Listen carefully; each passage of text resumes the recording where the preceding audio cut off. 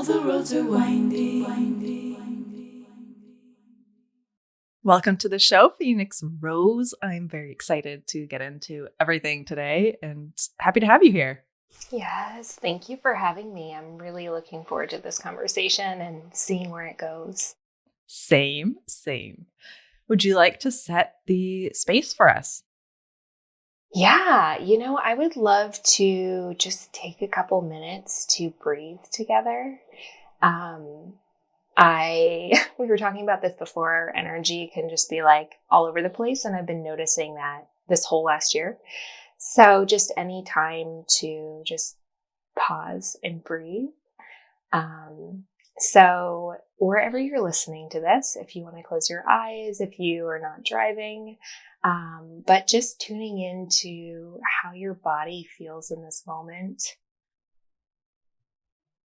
and just slowing down your breath and noticing the sounds around you.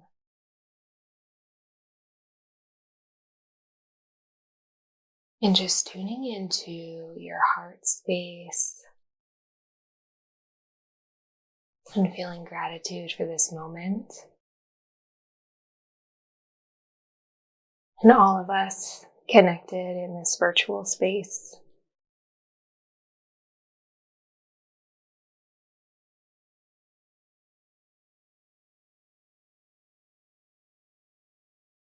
And opening your eyes if you closed them.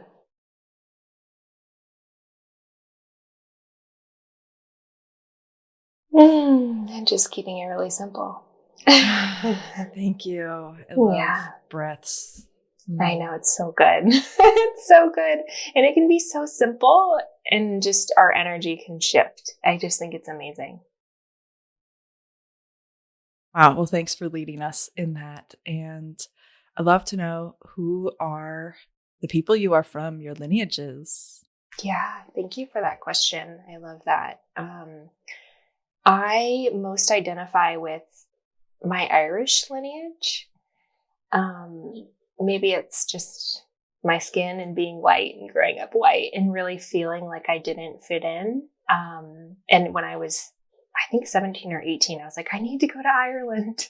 I need to find, connection to my history, because I actually grew up in a really kind of rebellious home with two parents who were really young and rejected all forms of like tradition or holidays. And so I didn't have a lot of ritual in my life. They both sort of disconnected from their families. My dad was from the West Coast, my mom was from the East Coast. And so I think I'm still on a journey of reconnecting with what it means to be connected to my lineage or my ancestors, and what rituals I want to claim. And so, yeah. Did you ever go to Ireland? I did. How was it? Yeah, it was amazing. I loved it there. I went to Dublin and took a train and just kind of saw some towns. I went with my boyfriend, and yeah, it was really special. The people there are just so kind and lovely. Beautiful. Yeah. And where in the world are you, and who are the original people of those lands? Yeah, so I am in the Bay Area in California. I'm in Marin County, and that is the land of the Coast Miwok people. Thanks. Beautiful, beautiful, beautiful land. Oh, yeah. It's just incredible. It feels so special here. There's something really just magical about this place. Indeed. So before we started recording, I kind of heard something that I don't typically hear. Like, there's a series of questions I ask every guest, but then I heard one and I was like, okay. And it was, is there something about your life that when people hear about it, they're surprised? They're like, wow. And I'd love to hear about that. Yeah, I love that you received that question. I feel like my intuition often speaks to me in questions or curiosity. And so thank you for that invitation. And I had a really just different upbringing. As I like briefly mentioned, my parents sort of rejected their families in a lot of ways and disconnected, moved to Orcas Island, which is off the coast of Washington. It's a really tiny island. And my dad had this giant farmhouse there and had all sorts of people living there, camping on the land. It was very like community oriented with gardens. And he was very spiritual. He was always a channeler and a psychic, and he did tarot and he did astrology, and honestly lived very much in another realm. He had a really hard time living in like the earth material realm. And my mom, when she was 20, moved to this island and camped on his property, and they fell in love. And so my brother and I were born in a cabin with a midwife, no hospital, and just had this, a really different type of upbringing as far as just being really immersed in a lot of spiritual communities, and also my parents being really young and poor, and my dad really not wanting to be conventional in any way. Like he was just a man of another realm, and it led him to buying property in northern Idaho and building this rock house by himself on top of this mountain with no electricity, no flushing toilets. And so my childhood was I think he lived there for 3 or 4 years, was there part of the time where it was, he's hunting and we're foraging for food and salad, and living off the land, and then seeing my mom, who was, had electricity and had a home in a town.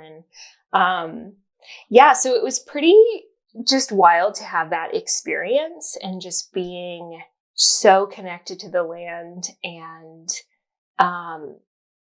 but it was just like a very raw, real, crazy experience. And honestly, it made me reject spirituality, because I just wanted, it's so interesting now because so many people are going to live off the land and going to create these situations and create gardens. And at that time, it's like all I wanted to do was just have a normal kind of existence. You wanted that suburb life and everything. Yeah, snack packs. Mm-hmm. And so, so I really shut down my intuition. I shut down any sort of spiritual channels. I didn't learn about astrology or anything that my parents were into, Reiki, for my life until probably like 5 years ago, when I actually moved to Portland and got really sick and was dealt with all of these chronic illnesses, and then ended up getting energy healing, which really just opened the door and sort of led me down this path of reconnection to my own truth and my own beliefs around spirituality and the light around it, because I think there's just a lot of darkness and seeing that in my childhood. So just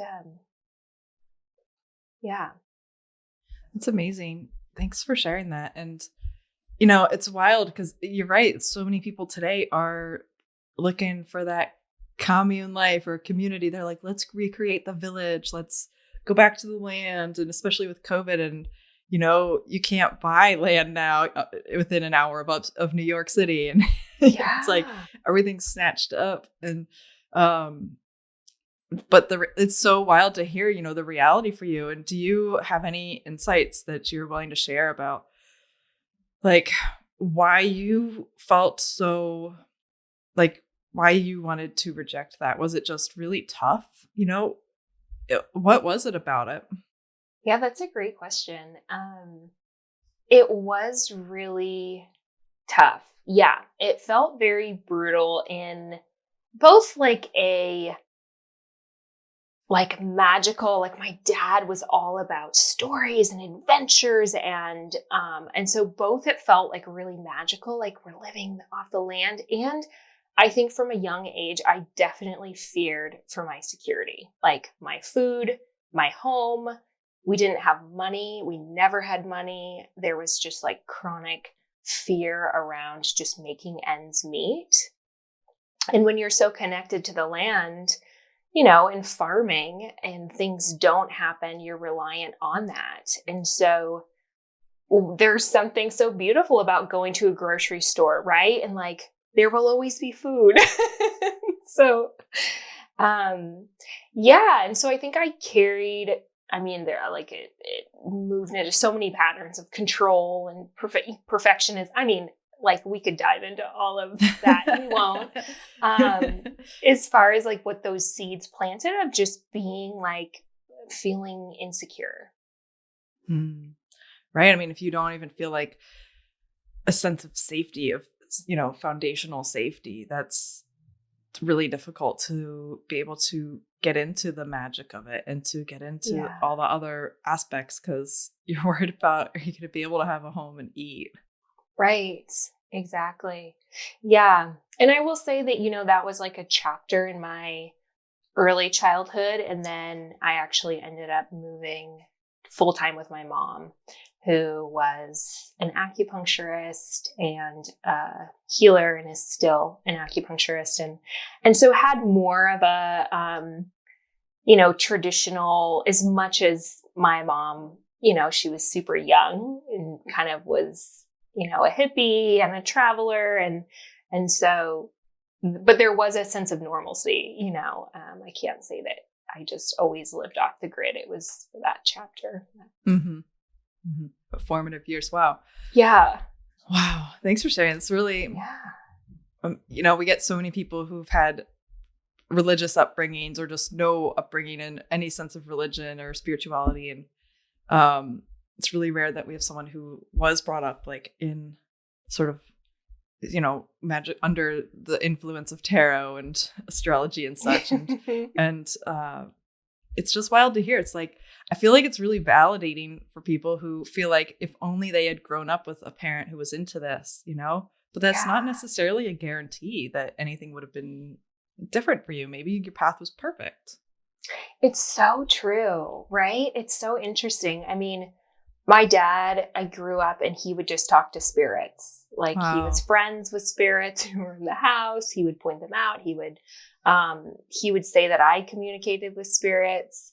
And it's funny because, you know, I shut down that side and didn't want, and was so embarrassed. Like I could not possibly tell anyone that my dad is connected to the spiritual realm. It just is not something. We did not talk about channels or psychics in the way that we do today. There was so much shame around that. And so, I mean, I think it's incredible how much we're shifting all of that stigma.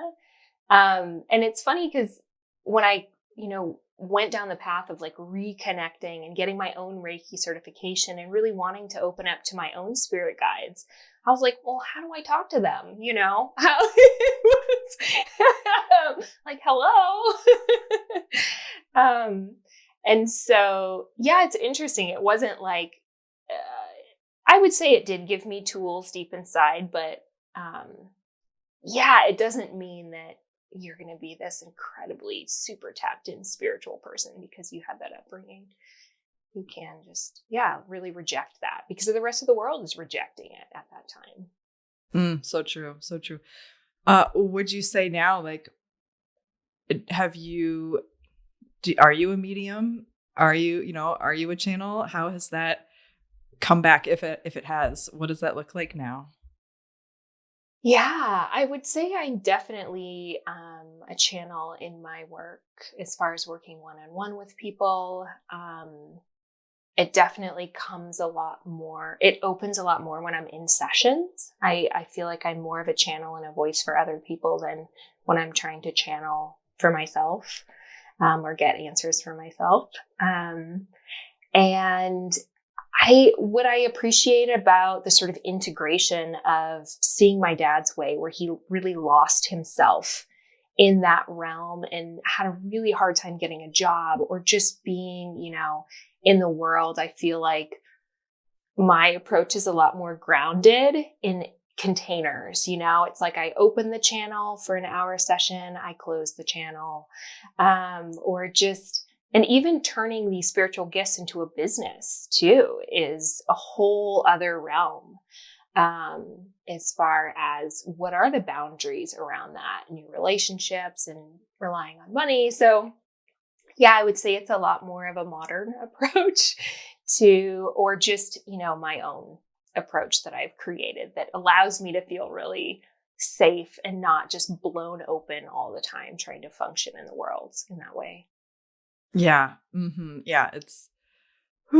I imagine, wow, your dad sounds like a really interesting person. And yeah, imagine it was pretty tough for him to figure out, it sounds like he figured out what to do with himself in his life, building a rock house on a mountaintop. But I can identify earlier me, I felt like I, was an alien on this planet and was like, there's no possible way I can ever live a normal life in everyday society. I felt that. So have you ever felt that? Yes, absolutely. I still feel kind of that where I'm like, where do I fit in? How do we make this work? Yeah. Yeah. And I think there is a part of me that wants to go build a house on top of a mountain and sort of reject what's happening. I mean, so yeah, I get it. I completely, yeah. Cool. Well, thanks for sharing this. So you're super into human design, which we haven't had anyone on the podcast talk about human design in depth to any degree for 4 years, I think. So, wow. It's time. It's time.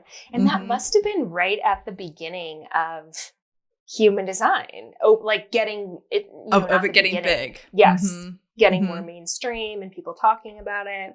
Yep. It was. Yeah, I found, I'll provide a little context for you and our listeners. And my sister and I used to do this podcast together. And back when we were still recording together in 2016, towards the end of the year, we had some guests on. And after the interview, they're like, what are your human design types? I'm like, what? So we looked them up right then and there. My sister was a projector and I was a reflector. And they're like, whoa, because reflectors are only 1%. Yes. So wow, this is going to be so good. No wonder you feel so alone. I mean, well, this is my whole, oh my God, we can go there. So, so then, I read about it and I was like, holy effing shit. This describes my inner struggles to a T of just I had already noticed intuitively that I didn't have as much energy as other people. And my whole life, my mom and my stepdad I love them, but they tease and they would call me a slug and a sloth. And I thought there was something wrong with me and I thought I was bad or broken. Really, I am not designed to go like a generator, like all the rest of the world. And we'll get into this. If this is, listener, if you're swirling in your head and you're like, what do you mean? Fear not. I'm sure we will lay the groundwork. This. Yes. But for context, I was like, okay, I need to learn more about this. I'd already noticed my own patterns of one day on, and then I need 1 or 2 days off, or I had already figured out how to cope with being in the world, but I was still struggling. I hired a coach and I worked with a coach who was who worked through the lens of human design for 2 years. So it helped me immensely to drop a lot of the conditioning that I had to be like a generator, or, it helped me really tap into my own flow. And it's a process that's always unfolding. I'm still, so entrenched in our, what I think we have to do, but I've completely changed so much of how I work, what I do, what's okay, what's not okay.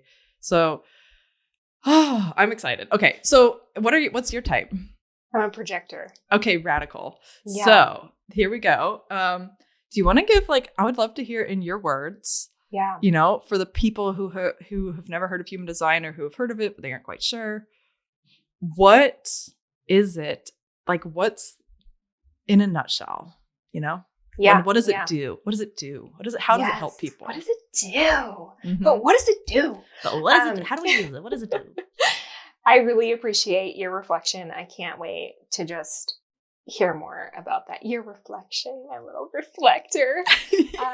So human design is a system that combines many different modalities into one. So it combines the Hindu chakra system, the Chinese I Ching, the tree of life, and quantum physics. Am I missing anything? And it's really about realigning with your most authentic whole self. And so in human design, they talk about that process as deconditioning, which is essentially letting go of outside expectations, beliefs that aren't your own, anything that really pulls us away from being who we naturally are. So for you, that was letting go of the idea that you have to work 40 or 50 hours a week. That's letting go of, all of these ideas of what we look at sort of as perfection in our society, which is so work related. That's so much of my own process, is like letting go of ideas around how much I do and my worthiness around how much I do. So there are 5 different energy types in human design. So what we're talking about, projector, reflector, those are one of the 5 human design types. And would you say that the 5 types kind of relate to like your sun sign in a sense? Like, so I look at them as sort of, yeah. So it's essentially your energetic body and aura, which is really how you exchange energy with the world around you.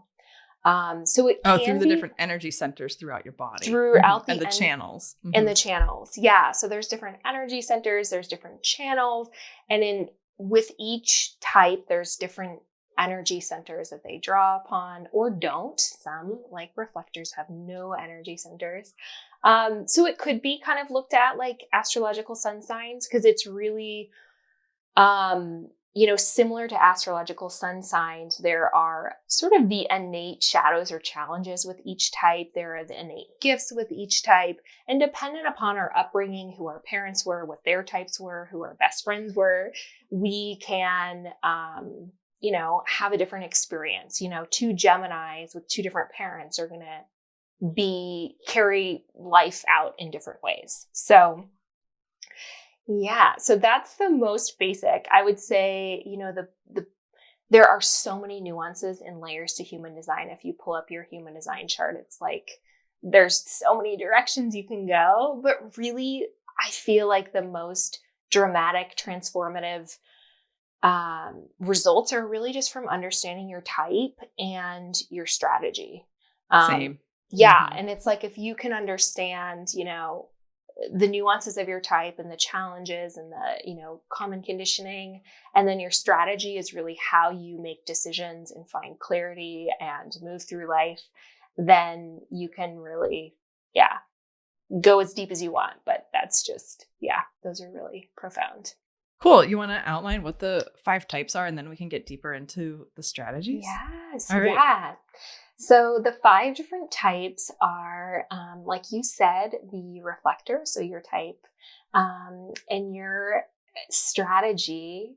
Should I just say the strategy at this point too? Sure. We can get deeper in, but yeah. Yeah. So the reflector is to wait a lunar cycle, which I'm curious how that plays out for you. I've only known a couple projectors. Manifestors, and their strategy is to inform.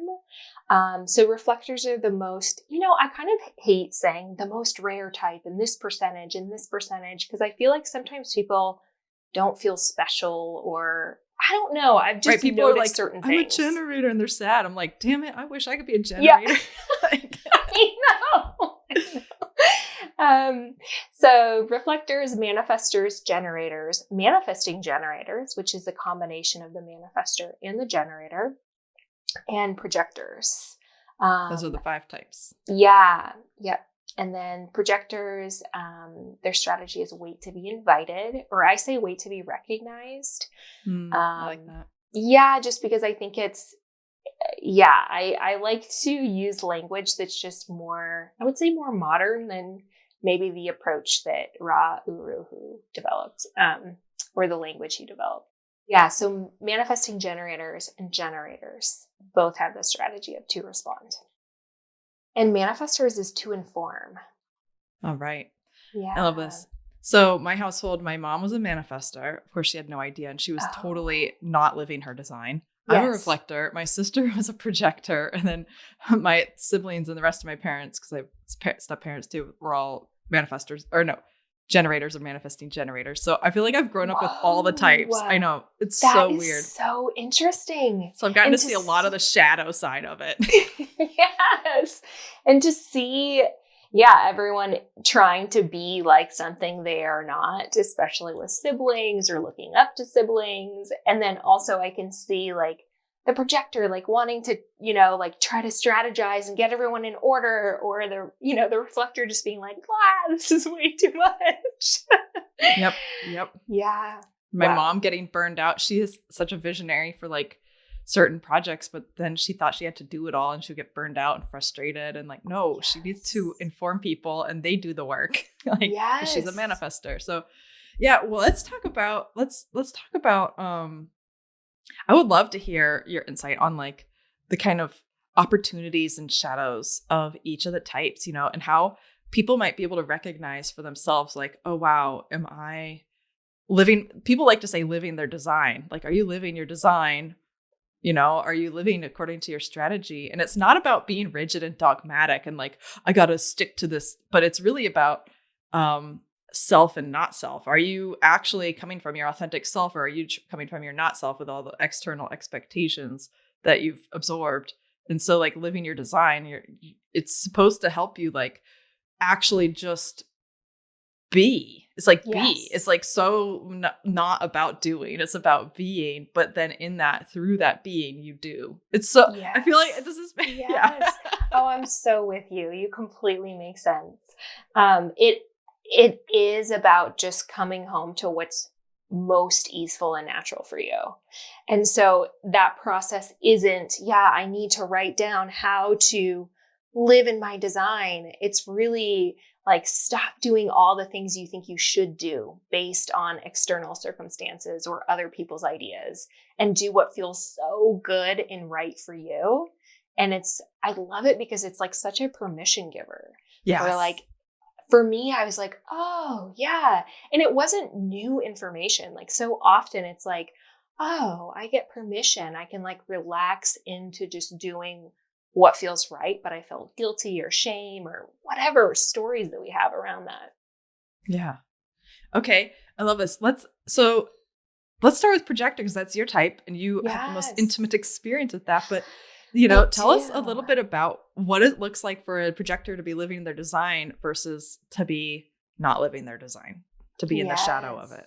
The shadowy realm. Yeah. So projectors are really the guides, and they can intimately see into the energy of other people and feel other people. And so they're really great at providing direction or really guiding the types with a lot of energy.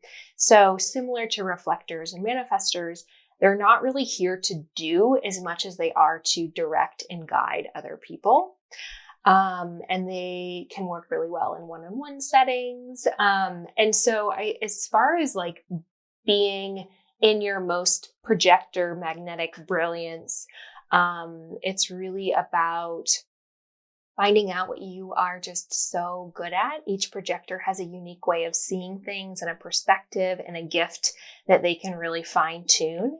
And so it's leaning into that, leaning into the process of discovery and learning, and that you're not really here to work a normal 9-to-5 job, 40 hours a week. You just do not have the energy for that. So it's really about focusing on, the creator of human design says 3 hours a day of work, which I find really hard in our culture. But what I like to think of it is so much of the work doesn't look like work, like reading a book or even taking a walk and getting inspiration or listening to a podcast. Like that all can be work. As being a really sensitive individual, it's like you're constantly that. So anyway, that's sort of like reframing on work. So those are the positives of the projector. I would say like the biggest challenges are trying to keep up with everyone else, trying to work and do and prove yourself through how much you can do, and really rest and take breaks and take naps and decondition from looking at these people who have just this infinite source of energy. I was raised by a manifesting generator, my mom, and she just had infinite supplies of energy and was also a healer. And so she had a lot around work and worthiness and proving and just like rest was lazy, and being lazy was like the worst thing that you could possibly do. And so anyway, it's releasing that. I dealt with a lot of chronic illness because I kept trying to prove that I could work. And so I feel like that can happen with the non-energy types like projectors, manifestors, reflectors. They can just end up sick because they just can't keep up.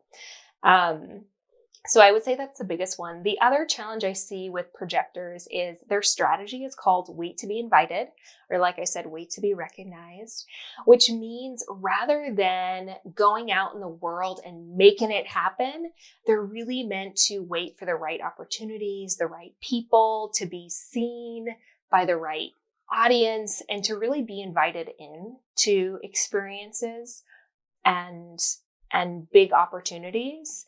And the more they can relax into knowing it'll just naturally happen by them leaning into their gifts and sharing and just being, the more it'll happen. And so I think there can be there's different themes for each type, but like bitterness or just frustration, or we make jokes as projectors of like, we're just sitting here waiting and nothing is happening and it's so slow. So I would say that's the two big ones are around, just like the work, pushing, doing, or trying to force things to happen rather than waiting for those right opportunities or the right timing or the right people. Thank you. Love that. Our EarthSpeak co-founder, Shauna Kaysen, is a projector. And for a while, we had her doing the outreach to invite people to the podcast and to be workshop teachers. And like, no one responded. We were like, is there something wrong with us? And then I was like, wait a second, Shauna, let's have Jade do it, who's a manifesting generator. And then it was like within hours, people responded. So, it's very wild. Interesting. Yeah. I know. It's so frustrating. I imagine. And I've noticed the same thing. I bring in human design into the way that I do business coaching for clients, because I found that a marketing strategy for a projector versus a manifesting generator is going to look very different. And when I've tried to have sales or had any sort of 24 hours, limited supply, like none of it worked. Sales do not work. And then if I literally just do nothing, people reach out to me and want to work with me. Wow. It's just like,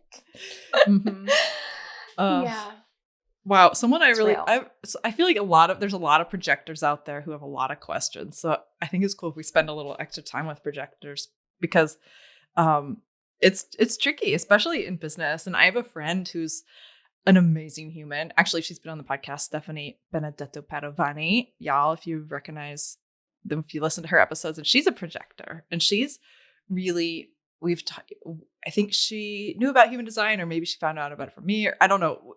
But when we met, we talked about it a lot, 3 years ago. So for 3 years, we've been talking about it. And I've loved watching her understanding of it evolve. And I love it. Like you said, wait to be recognized. And I think, she really has been feeling into, okay, what is this? Is it like a literal invitation? No, it doesn't have to be this literal, you're invited. It's like, it is that recognition. And so tell us more about, like, I feel like this is a theme I see in my projector friends, and it's something that people can get really caught up on. Absolutely. Yeah. And I think that's why I liked changing in how I teach it and how I've shared it with people. I've changed that word because it does cause a lot of confusion, the way to be invited. And yeah, you can think about a literal invitation. You can think about, does that mean, something that's more formal or something, versus I think the recognition is really that someone sees your gifts. They see you for your wisdom. They see you for your knowledge. And it's just an openness. And we can often feel that openness, naturally with people. It's like and projectors love to share. They see so much. They know so much. It's like I grew up as a projector and wanted to give my opinion to everyone because everyone was doing it wrong. And that's your gift, is like, you can see, so you can go so deep, so fast. And yeah, go ahead. I have so much to say about that because growing up with my sister, I get it. Yes. And so it's really feeling into, okay, are they open to receive this, or am I wasting my energy? Because really at the root of it is that we don't have a lot of energy. So we don't want to waste it on the wrong audience, the wrong client, the wrong people, the wrong friends, whoever it is that we really want to share with. And if we really hold on to that energy, even though we're like,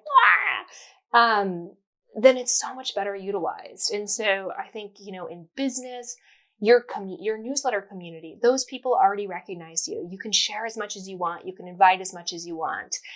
People who follow you on Instagram, that's automatically sort of an invitation to engage with you. And so, yeah, because some people I feel like, but pitching yourself to people you don't know, or reaching out to people that you don't know, cold emails, those types of things just don't work as well because people don't have that chance to really tune into your energy and say yes.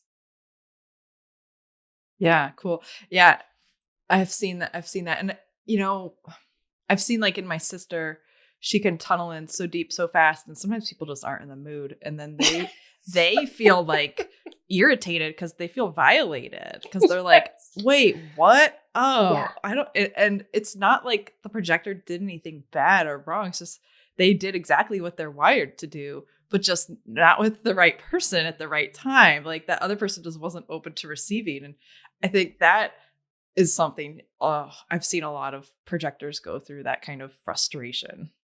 Well, then you get sort of rejected. Exactly. And then you go into a whole thing around it's about you, or it's really interesting. I'm a Gemini and a projector, which I think makes me excessively want to share and chat. And two, I've been around those people, where they just don't know the line of like, just, nope, I'm not ready to dive into this. Or like, yes, you see my patterns and you see my shadows, and yet I don't want to dive into it with you, So I think it's a lifelong journey for projectors. But it feels so good when you share with those who really want to receive and they reflect that back. Like, projector love language is like, wow, that's amazing. Tell me more. Asking questions, and projectors are like, oh my gosh, I feel so good. So, yeah. Yeah. Projectors are so gifted. I tend to connect with a lot of projectors because I love to go deep and weird. And I'm like, see it all. And so it's like, they're so gifted. And I feel like they really do thrive when they get that validation as well. And you're like, wow, that was really insightful. Like, just little things like that. Like, I love, I hope that there's projectors out there right now going, I hope this is helpful. Yeah, I do too. It was really helpful for me. I remember discovering I was a projector and wanting to hear like anyone talk about being a projector, anyone running a business like a projector. I just felt like I had this like insatiable desire to receive information around it. So I hope there's projectors out there just being like, and just be patient. Like it'll happen. Mm-hmm. It'll happen for all of you out there. Like the signature is success, which I know has a lot of negative connotations in our culture, but that if you're just patient and you're embracing who you are and your gifts, that those people will find you and things will happen for you in a slow timeline, because we're not meant to move really quickly and make things happen. So. Right. Yeah. Right. Take that timeline. Man, when we get to reflectors, we can talk about that freaking timeline.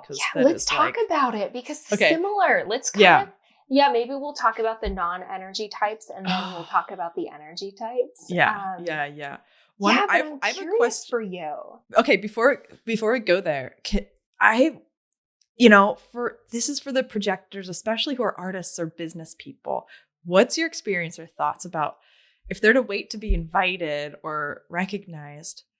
What about if they are, not directing their writing or putting art out there or putting things out, publishing things, but not directed at anyone in particular?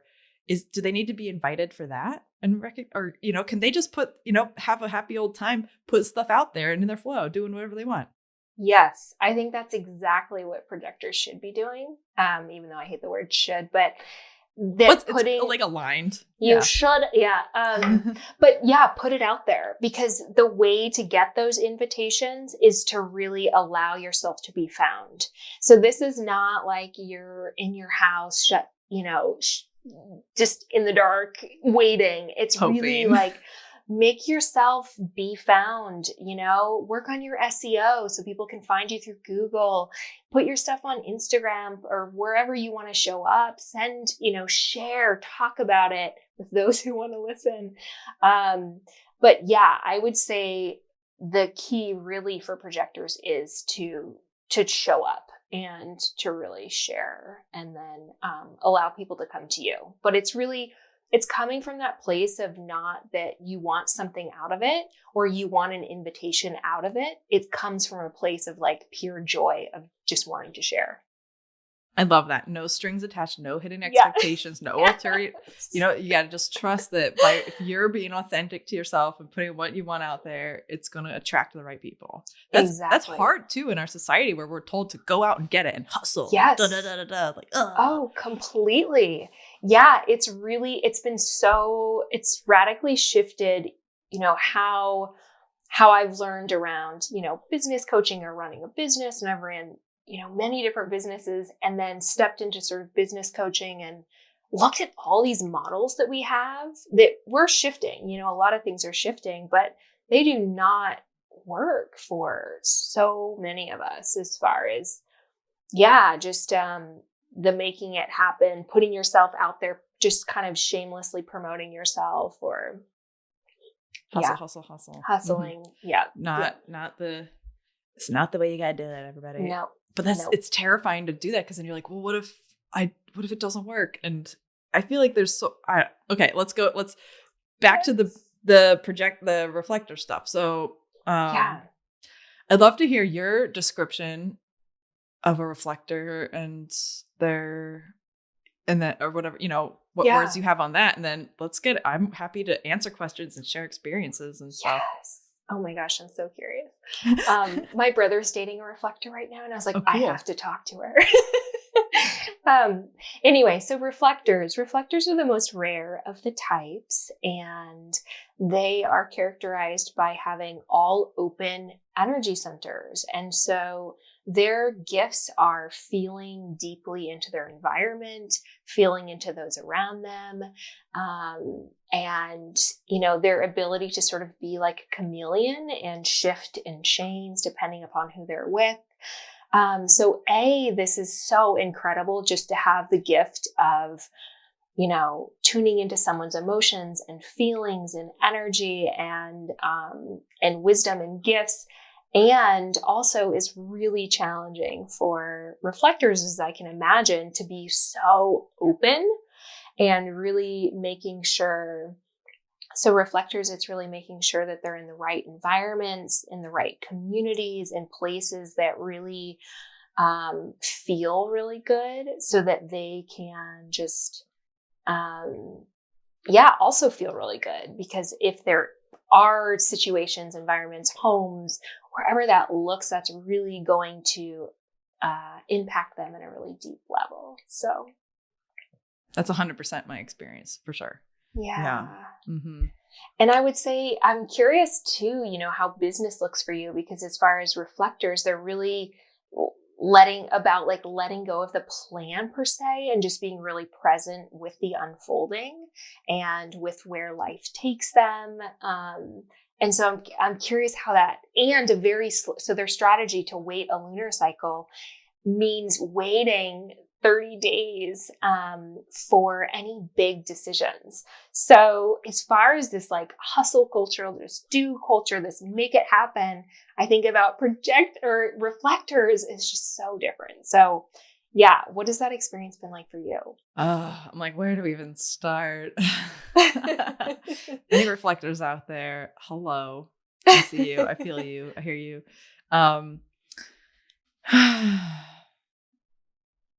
Well, it's been a lot of, and it's the process still happening. A lot of letting go of what I think I should do, and trying to just throw everything I think I should do out the window around business and marketing. And even, there's a lot of, is it selfish? There's a lot of like, is it okay for me to have a team who's working hard and doing things? We've tried to put people in the right places. We have, a projector on social media. It's very creative, very flexible. We have, one of our most intensive jobs is our design. And so we have a generator on design, and we have a manifesting generator on support and our VA. So like, okay, at the core of what I do. And then we have Shauna, who's my co-founder, who's a projector. And one thing is like, at first, I knew I couldn't do it all myself. Like I can't do it alone. Like if I try to be the one that does all the work doesn't get done. And I'm amazed that like the podcast like must have really needed to come into the world, because somehow it kept going until I was able to hire people to do the things. Like there were periods of making the podcast where I did literally everything, made the icon design, made our very first podcast was called Dream Freedom Beauty. And I made the icon for iTunes.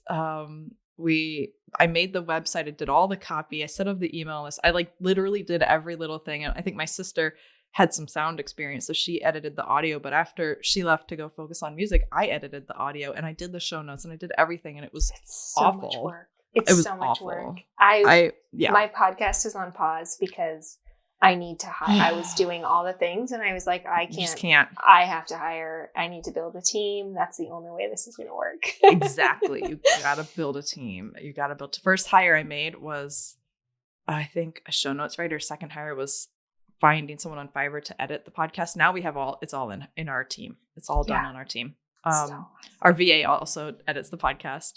I guess she's like she's like a production assistant, not a virtual assistant. Yes. She's a production assistant. And so having a team and being able to give myself permission, and like Shauna is so supportive of me. Thank you, Shauna.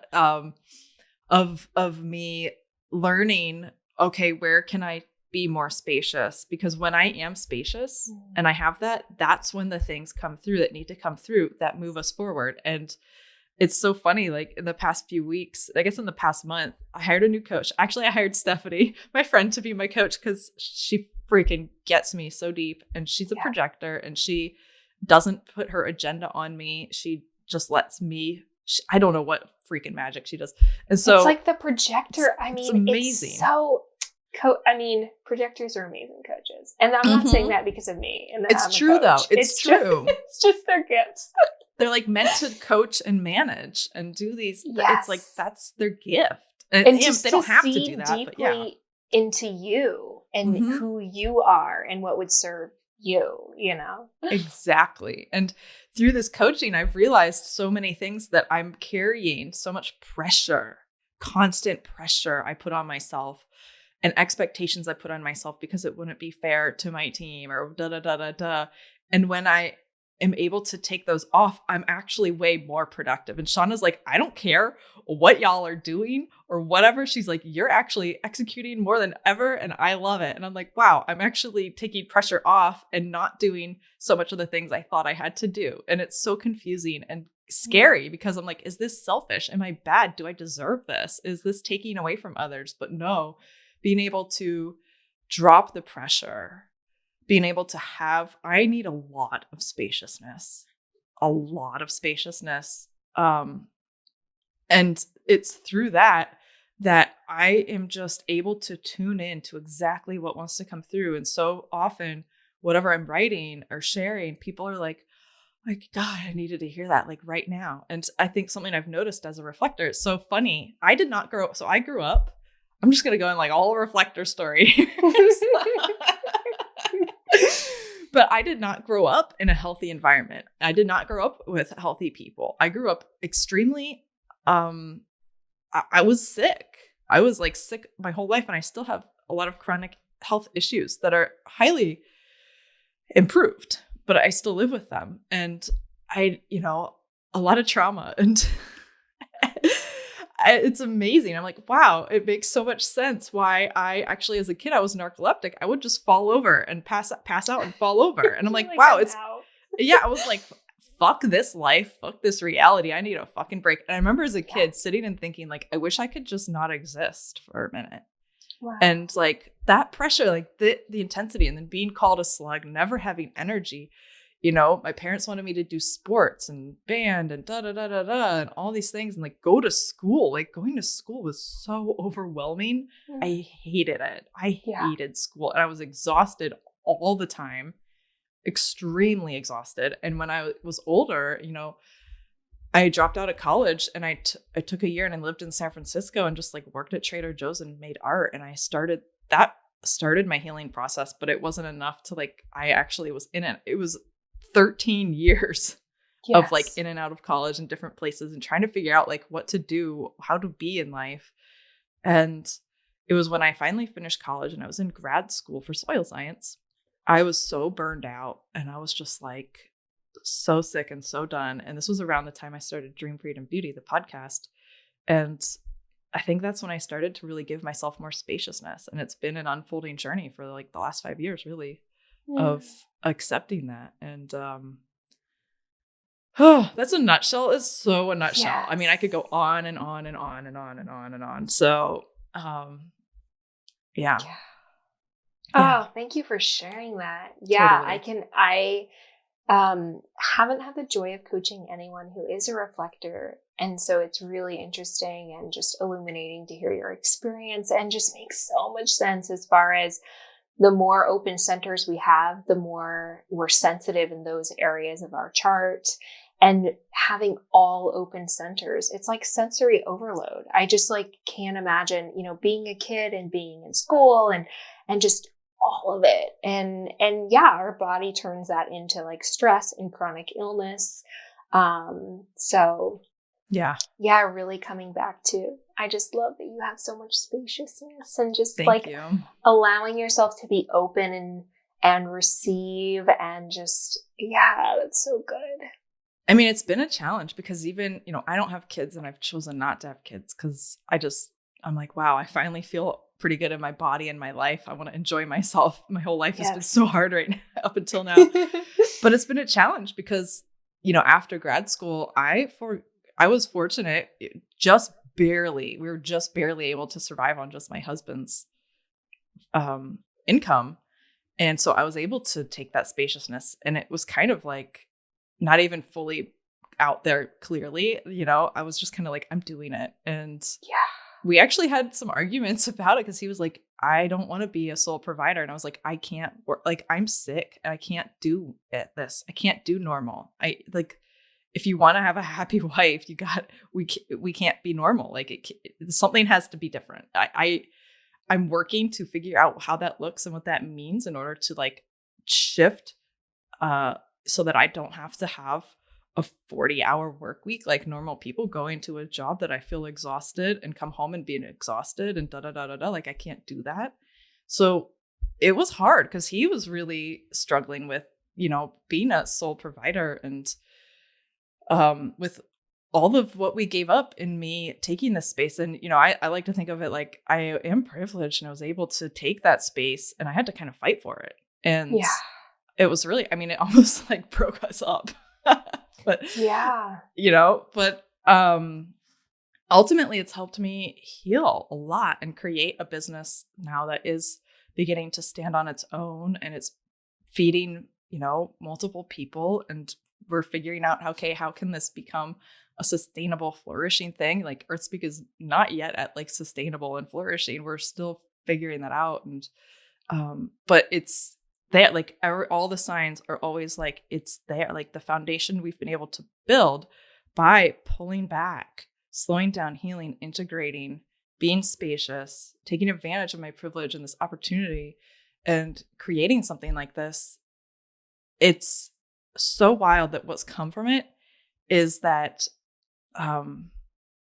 me being more able to sense and have this spaciousness and be here, I've attracted a community that is healthy around me. My team is my first little ring of community, and then our Earthspeak collective, and then all of the podcast listeners and people who are connected. And I've attracted them. And it's amazing how by just honoring my own needs, other people's needs are reflected in those needs. And by creating a space that I needed, other people get the space they needed. And it's not selfish at all for me to do this. In fact, it's opening up spaciousness for other people who need it. Maybe not on the level that I need it, but enough that like they get permission and they get tools. And I had to learn how to be grounded. I had to learn how to clear my energy. I had to learn how to create boundaries and discern when other energies were interfering with mine. I had to learn all these skills.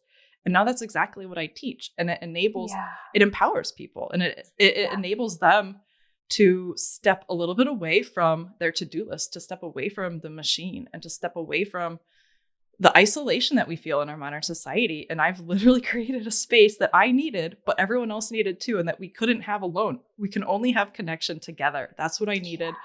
We needed connection, spaciousness, and a place to really just be. And that's what I made. And it's so fucking amazing to me. So I'm like have chills. It's so incredible. It's really, I look at like the reflectors and the projectors and manifestors too as the sort of new leaders, because they've had to shift their way of life that's actually a lot more in tune with nature and with natural rhythms. And those are who we should be looking up to. So yes, we should be looking up to you and what you've created, because you've had to learn these tools and you're so much more in sync with what our bodies actually need and what our life can look like. And so it's just incredible to see these visionaries and these leaders really rising up, like you rising up and sharing that. And I hope that there is a reverse sort of like, because even those who have a lot of energy expend so much. And so they also need that. The generators, the manifesting generators, need that pulling back and that pause and that sort of like collecting all of our energy and reevaluating what we're doing and how we can best use our energy versus moving so fast that we don't even really know what we're doing, you know? Mm-hmm. Oh yeah. 100%. I do want to get onto the other side, so I'll share one other thing because we didn't really touch on the strategy, which probably boggles a lot of new people who are newly reflectored. They just found out they're reflector and they're like, what the fuck? Like a 20, it's 28 to 30. I guess a moon cycle, I think 29.5 days, but 30. I don't really track it. I have tracked it, but that is very useful because I know. And it's not like, what should I have for lunch? Where should I go for dinner? Yes. It's like, should I commit to this person? Should I? Yeah. And even if, so there's, oh my God, if anyone's a reflector and y'all want to talk about this, just hit me up because I can help you. But in my experience, I'll have an initial impulse. Like, okay, here's an example. A couple of years ago, I really wanted to do herbal distillations. And I was like, so on fire. And I remember like shopping and learning about them and reading about them and like looking for the stills to buy to like make hydrosols.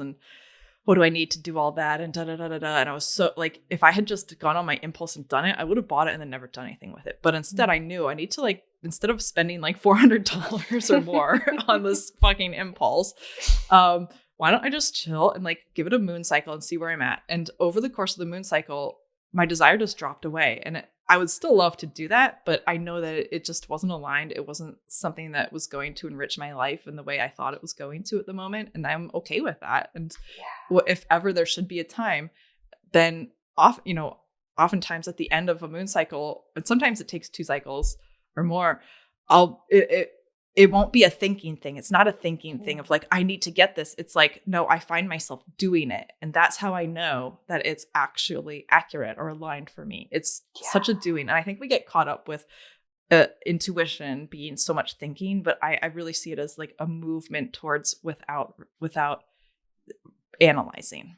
And so, this moon cycle thing, I have a lot of examples, but I think it's probably most useful for someone who's actually a reflector, so they could just get in touch with me and talk about it.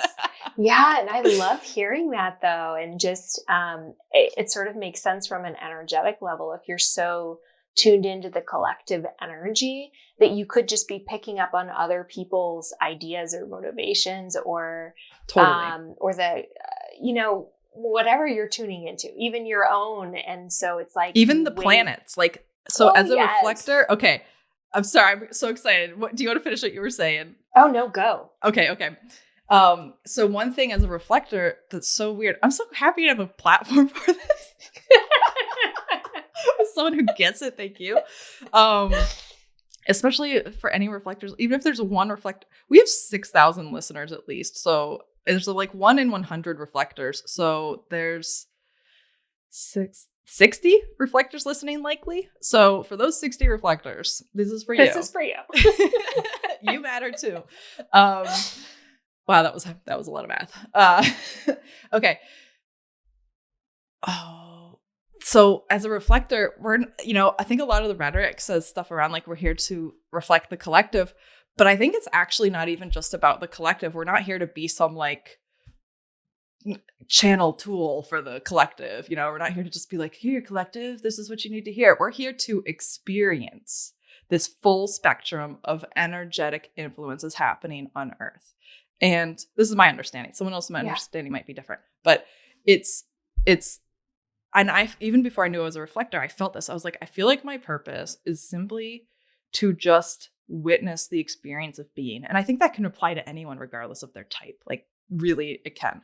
But there's something that felt so complete to me about that. And, in learning about human design, I've read stuff and it really resonates with me of like every day the moon. And so the planets do highly affect, the chart and the energies that are coming to Earth that are influencing us at the moment. And whatever planets, whatever gates are being filled and whatever channels are being filled by the planets, as a reflector, I'll experience that. And I'll experience like the energy coming from Jupiter, what's the energy coming in from Saturn right now? What's coming from the sun?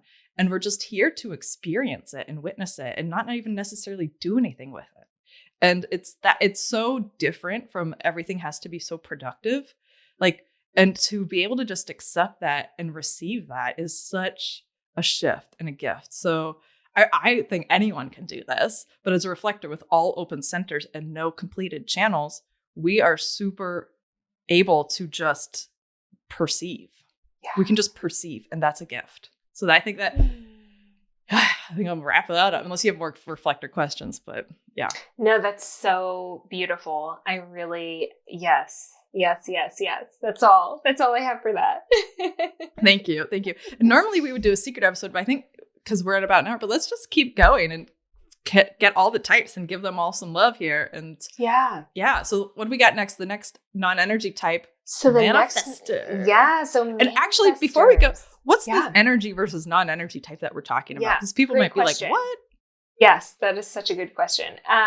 So energy, when we talk about energy types in human design, we're essentially talking about a defined, so a filled in sacral center. So there are all these centers, if you can imagine, almost, if you're familiar with the chakra system, similar idea, they're in different places on the human design chart. So the sacral center is defined for generators and manifesting generators. And the sacral center is really tapped into creativity, to sexual desire, to just an engine, like a motor. It's a motor center. So it's creating energy and creating sustainable energy. And so those two types have this like incredible source of energy that really propels them forward. And then the manifestors, projectors, and reflectors have an open center. So they can tap into the energy of generators and manifesting generators, as we are always picking up on the energy of those around us. So you can hop on a project with a generator or manifesting generator and have tons of energy, all gather with girlfriends, and there's generators and manifesting generators. And I think that I have so much energy. I will go and do all the things and I won't rest and I'll talk all night. And then I get home and I literally have to take 2 days of just pure sleep because I'm so exhausted. I'm over here laughing and nodding my head because yes. Yes. Same. Yes.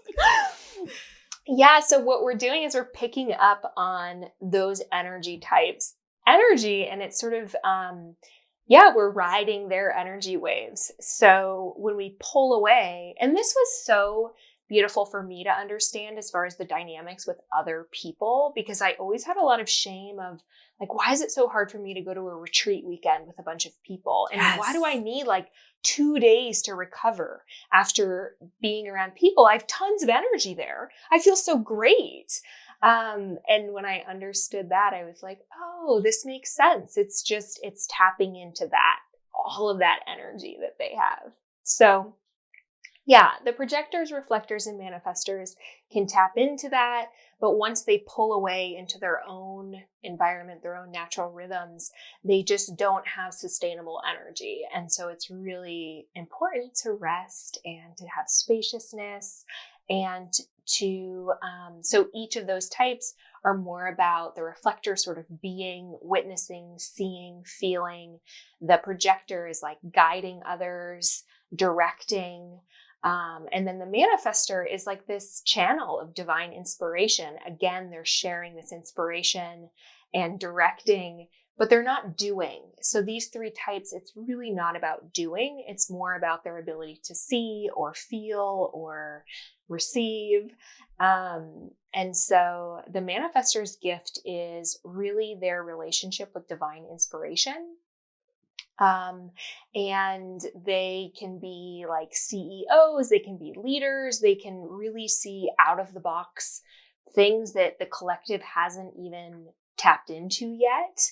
And so their role here is to really birth new ideas into the world, bring movements into world, visions, and share those. So their strategy is to really inform, to let people know, to really learn how their relationship with divine inspiration and channeling looks like and feels like, so that they can receive those crazy, wild, amazing ideas that we really need in our world. And I would say the challenge with that is that they're really here to be unapologetic about who they are and what they're doing and what they're saying, and to be okay not doing and really sharing those ideas.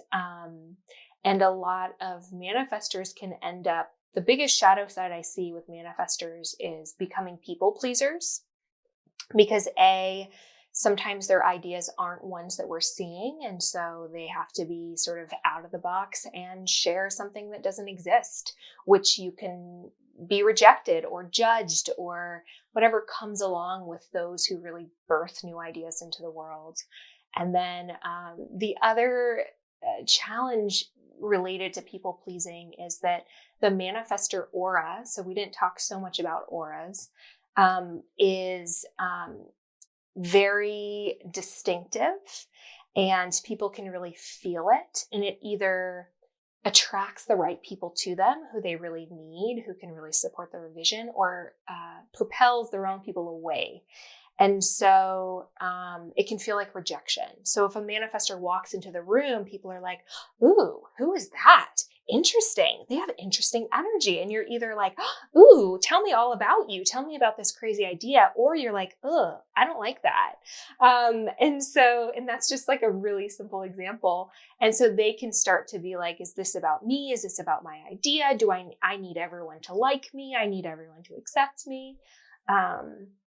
And so I just always remind the manifestors that they're really here to really embrace their own way, their own ideas, and not seek outside validation or other people's opinions to really move forward with their ideas. Because they want to move really fast. That's the other thing about manifestors. They're like, they get an idea and they're like, let's do it. Let's make it happen. And so support can be really great for manifestors in business. Like you mentioned, like your mom, really creating a team of support. And then their strategy to inform is really letting people know when they have a big idea so people can support them, so people can be part of it. I know a lot of manifestors can be kind of secretive, like they're sort of behind the scenes and they don't want to talk about it. And so I'm always reminding them to like tell people what you're up to, share. Even those who have a manifesting generator with more manifestor influence can kind of be a little bit more behind the scenes. And so. Love that. Thanks. Yeah. And something I hear,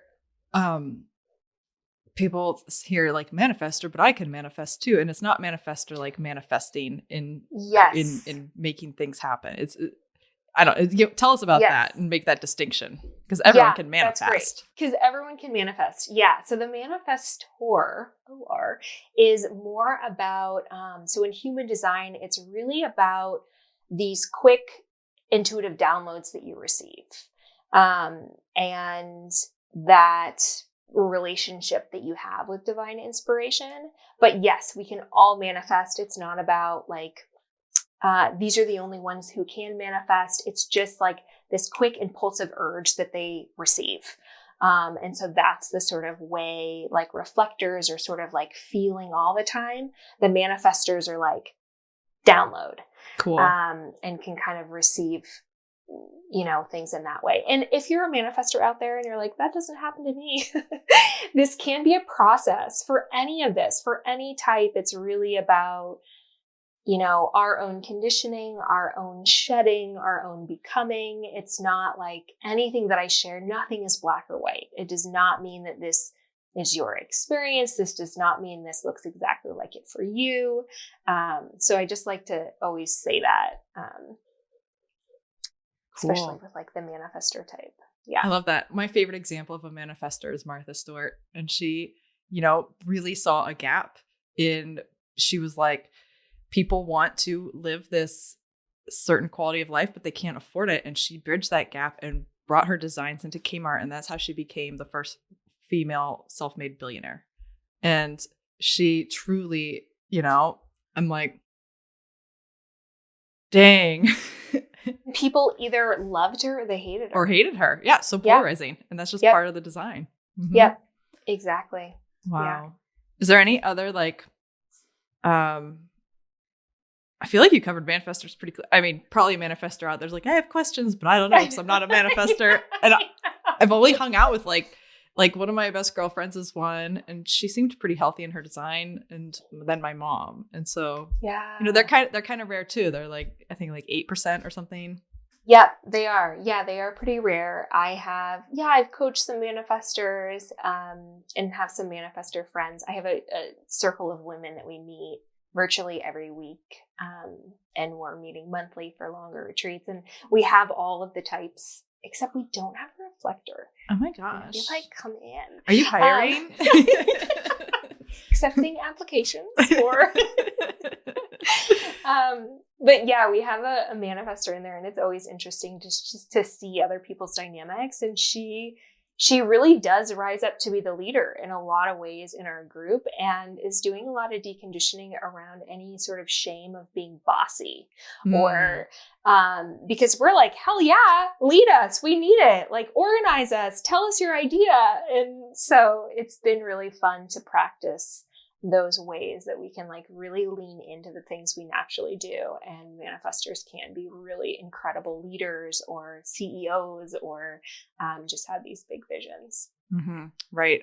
And then I guess that's great. And then in my mom's example, she has these visions for like renovating houses. And so as a child, we would like move into a house, they would renovate it and DIY it all. And my stepdad is an architect, so he of course can like design things, but they would DIY it, and it was just always, intense. And finally they had enough money and realized like, oh, we can hire people to do it. And like, I feel like that's like her living her design is being like, okay, here's her visions for these renovations are amazing. And her plus my stepdad is just such an amazing team. Yes. And they like, my mom has this vision. My stepdad also has a vision and puts all of this together into the design, and then other people make it happen. And, she hires people to help with like, a kitchen designer to help with certain things, but I'm like, I don't want to pick out all, like, she's got a gift, and it's so cool to see like see her go from not living her design of doing all the work herself to being able to direct it. And that like makes such a difference.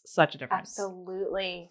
Yes, absolutely. I love that. And like for her to, and like that informing is like letting people know she needs help, letting people know what she needs as far as within the house, like really rising up to direct.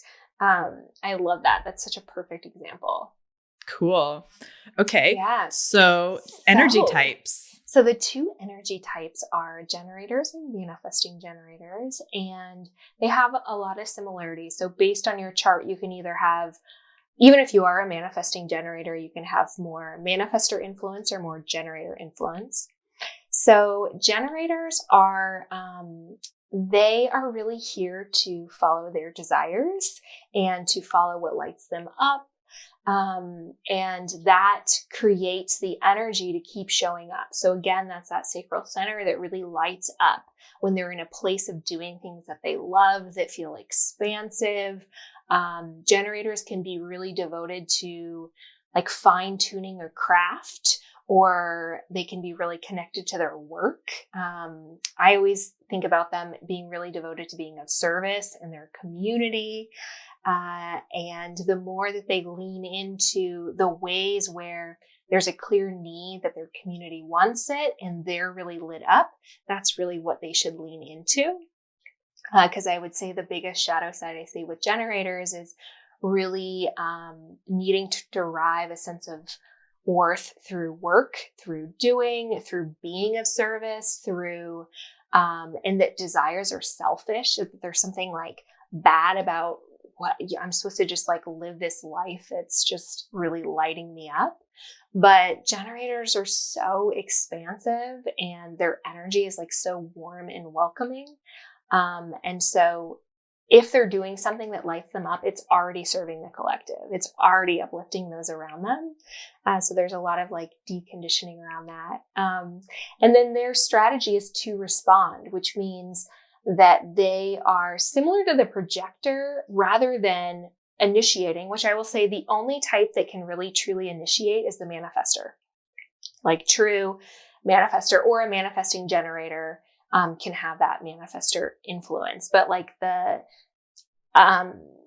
there's my teacher, Jenna Zoe, talks about we're kind of having a shift in the collective. So back in the old days, the ancient times, like kings and queens were manifestors and they were kind of like leading the charge, and the generators were those who were working and who were building and who were creating, and there weren't really a lot of projectors and reflectors, and we're sort of shifting things. So that was a total tangent, but so so generators, they can be very devoted to work, as I mentioned, and the manifesting generators, that's what I was talking about. They're in response. I got on a total tangent, like ancient times, medieval times. Yes. Here we go with Vaseline. So being in response really means that they are responding to invitations from the universe, through people, I'm using the term invitation, but opportunities coming to them, jobs coming to them, and that they get to respond to what lights them up. And their response is really embodied. So it's a very physical experience of like, oh, yes, that feels good. And I think of the manifesting generators and generators sort of like sitting on this like golden throne. I always use this example with clients, and you're getting like served a platter of food, and you get to like look at the whole platter of food, and you're like, what feels so good to eat? And then you get to choose. And so it's similar that you're not like getting off your throne and going to the kitchen and like trying to figure out what you want to eat. It's more about allowing those things to come to you, those opportunities to come to you, and really trusting what lights you up in the moment about what the right choice is, and letting go of other people's expectations or shoulds or anything, and really following that experience. And if that's new for people, if they don't know what a yes feels like, then it's a practice. They get to sort of tap into and discover how that feels in their body. And generators and manifesting generators can do really great to practice that muscle by getting asked yes or no questions. So my partner's a generator. And so rather than being like, where do you want to go tonight? I will be like, do you want Mexican or sushi? And then that triggers his ability to, I know this sounds like so simple. I love it. I feel like that's so helpful. But yeah, then he can start to tune into, ooh, what does that feel like? And what does that feel like? And so they do really well with that sort of like leaning back, trusting that their magnetism will bring all the right things to them. And then really choosing what feels good. And if generators or manifesting generators are burnt out or depleted, which can happen, even though they have all this expansive energy, it's because they're really filling their calendar with things that they think they should do, or that were yes and that are no longer a yes. And so I always say to just do a regular inventory. What are the things you're committing to? What can you let go of? What still feels like a yes? And have that practice if you are in a place of burnout or depletion. All that. And so like that to respond is for both generators and manifesting generators, right?